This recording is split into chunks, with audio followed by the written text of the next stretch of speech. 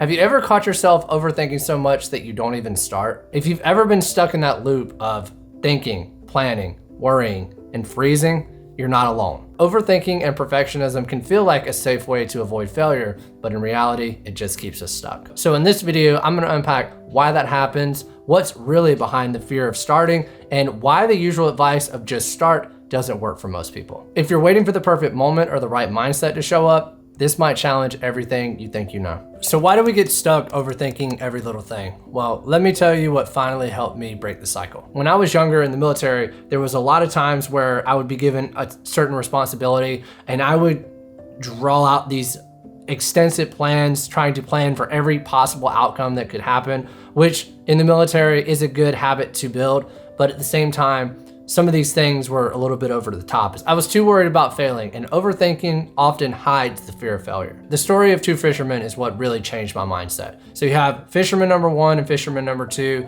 They both decided that they were going to give each other 1 year to become the greatest fishermen of all time. Fisherman number one, he was all about the plan. He was all about like having the best rod, doing the most research and finding the best spots and having the best tactics for fishing. His philosophy was that if he had the best plan, he'd be able to catch the best fish.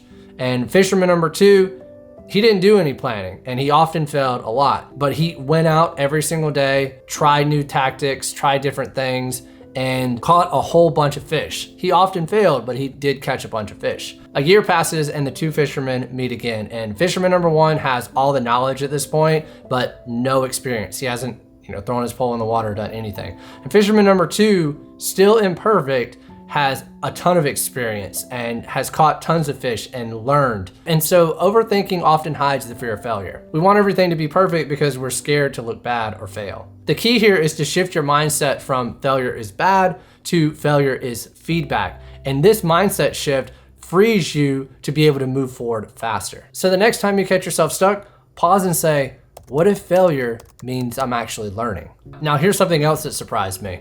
When I stopped putting so much pressure on myself, my progress really sped up. A few months ago, I was reading the book Ikigai, and it was taking me forever to complete that book. Like, it's not even that big of a book, but the process that I put myself through, I put a lot of pressure on myself because I wanted to retain as much information as I possibly could from the book. So there was like extensive notes, there was quizzes and things like that. And it got to a point to where I was putting so much pressure on myself that I was procrastinating even reading the book. I started picking up books because I wanted to explore my curiosities.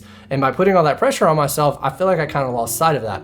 And so now what I do is I make having fun the number one priority. And that takes all that pressure off, and it actually allowed me to finish a couple of more books. When you enjoy the process, your brain is actually more engaged, it's less stressed, and you're actually a lot more creative. So right now, pick one small task that you've been avoiding and ask yourself, how can I make this more fun or interesting? But what if I told you that how you think about goals is part of the problem as well? Last year, I set a goal to reach 100,000 subscribers on my other YouTube channel. And subscriber count's not really the best goal, but we only reached 80,000 subscribers. And at the end of the year, I was left honestly feeling pretty frustrated. So instead of looking at them as goals now, I look at them as experiments. Calling your goals experiments removes the pressure of success or failure. It encourages curiosity and learning instead of judgment. So what's the trick to being consistent or keep showing up when motivation fades? There's been days where I just kind of go off the top of my head what I need to do for the day. And there's been days that I've gotten a lot of things done, but then there's been other days where I don't really feel like doing anything. And if I'm just going off the top of my head, I'm probably not gonna get anything done for that day. And I thought to myself, well, what if I can just put down my to-do list of all the things that I need to do tomorrow right now, because I know all the things that I haven't gotten done in the workday and tomorrow's when I need to work on them. What if I do that the day prior? And that way I just get up in the morning and I can just do those tasks that I need to do. Now, I'm not saying put a ton of things to do on your to-do list.